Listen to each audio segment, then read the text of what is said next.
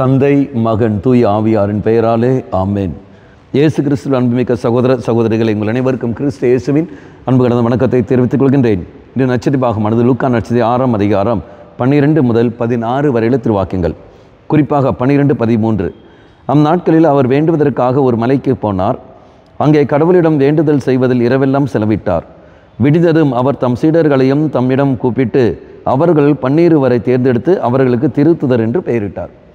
நாம் பார்க்கின்றோம், இயேசு முதலில் ஜெபிக்கின்றார், அதன் பிறகு செயல்படுகின்றார். அப்போ ஜெபமும் செயல்பாடும் ரெண்டும் ஒன்றாக போகிறது. ஆனால் முக்கியத்துவம் ஜெபத்தில் கடந்து வருது. ஜெபம்னு சொல்லும்போது என்ன அர்த்தம்? தான் செய்யவிருக்கிற அந்த காரியங்கள் தந்தையோடு கலந்து ஆலோசிப்பது, அதன் பிறகு அதுக்கு ஏற்றபடி இது அங்கே செயல்படுது. இதை நம்ம பார்க்கின்றோம். அப்போ நாமளும் நம்முடைய வாழ்க்கையில் நாம் செய்கிற ஒவ்வொரு காரியங்களும் தந்தையிடம் நாம் கலந்து ஆலோசிக்க வேண்டும். அதாவது ஜெபத்தில் இருக்க வேண்டும். ஆண்டவரே, இது உன்னுடைய விருப்பம் தானா? நான் செய்வது உனக்கு பிடித்திருக்கிறதா?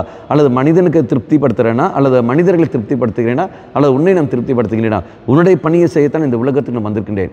ஆக இது உன்னுடைய விருப்பமா? இந்த உன்னுடைய பணி தானா என்பதை கண்டறிந்து அதன் பிறகு நான் செயல்பட வேண்டும்.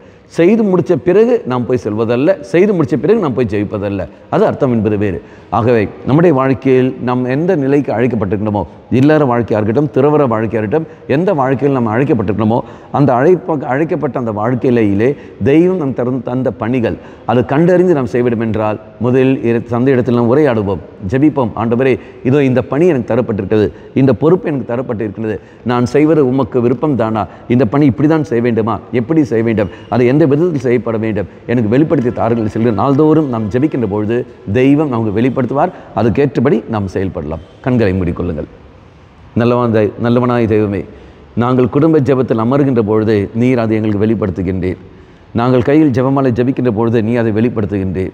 இதுவும் நாங்கள் திருப்பலியில் ஒப்பு கொடுத்து மன்றாடுகின்ற பொழுது அதை நீ உறுதிப்படுத்துகின்றீர். நன்றி தெய்வமே, ஒவ்வொரு நாளும் வெளிப்படுத்தி தருவதற்காக நன்றி செலுத்துகின்றோம். அதுக்கேற்றபடி நாங்கள் செயல்பட சக்தியை தந்துள்ளோம். அம்மா மாதாவே, தெய்வ மாதாவே, எங்கள் மாதாவே, என் அன்னையே, விசேஷமாக எங்களுக்காக பரிந்து பேசும். ஆமேன்.